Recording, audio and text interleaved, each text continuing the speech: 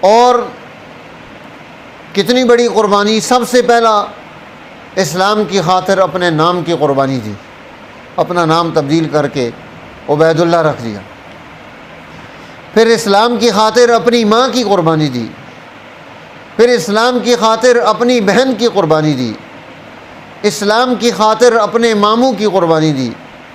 اسلام کی خاطر اپنے خاندان کی قربانی دی، اسلام کی خاطر اپنے علاقے کی قربانی دی،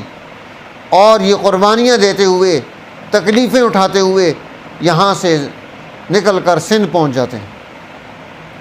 اور جب انسان اللہ کی رضا کے لیے قربانی دیتا ہے، اس پر آزمائش ضرور آتی ہے، لیکن اللہ تعالیٰ کی مدد اس کے شامل حال ہو جاتی ہے۔ اب جب وہاں پہنچے،